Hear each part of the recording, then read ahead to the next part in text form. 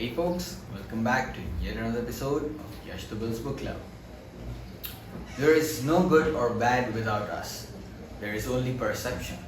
There is the event itself and the story we tell ourselves about what it means. These are the lines written by Ryan Holiday in his book, The Obstacle is the Way. So let's get on our way.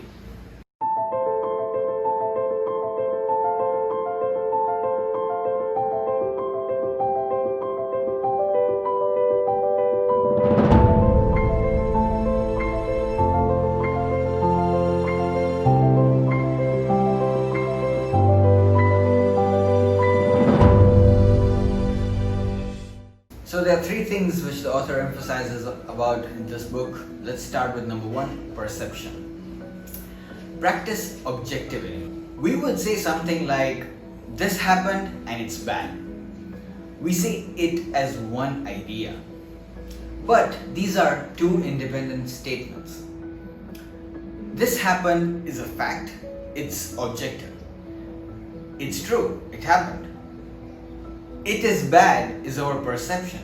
We have judged it and we have applied our personal biases and filters to it. We have turned an objective event into a subjective assessment. We can't control the first part, however, we can certainly control the second one by shifting our perception.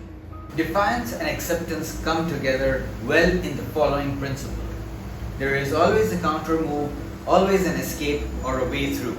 So there is no reason to get worked up.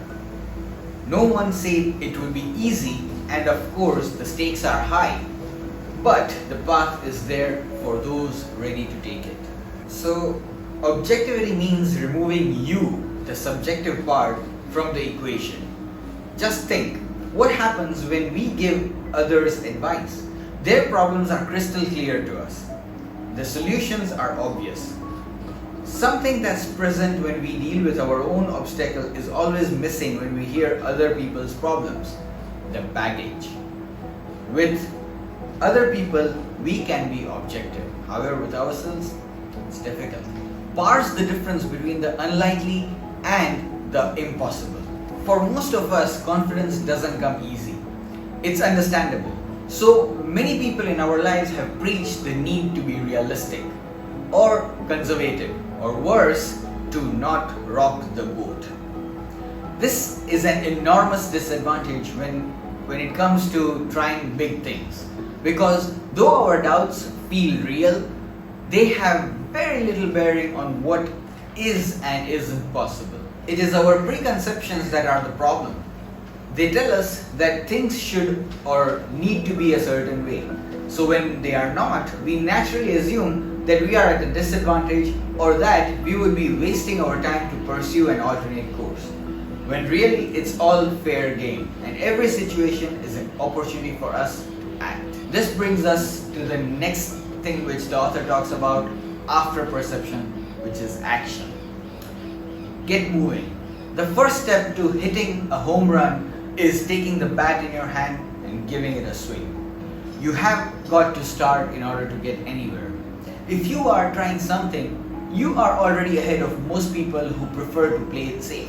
But ask yourself, could you be doing more? Keep going, stay persistent and invest more of yourself into the project. No excuses, no exceptions, no way around it. It's on you.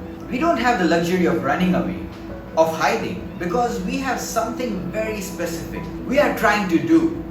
We have an obstacle we have to lean into and transform. No one is coming to save you. And if we would like to go where we claim we want to go, to accomplish what we claim are our goals, there is only one way, and that's to meet our problems with the right action. It's okay to be discouraged, but it's not okay to quit. Take your time. Don't rush. Some problems are harder than others. Deal with the ones right in front of you first. Come back to the others later. You will get there. The process is about doing the right things right now, not worrying about what might happen in the future or the results or the whole picture.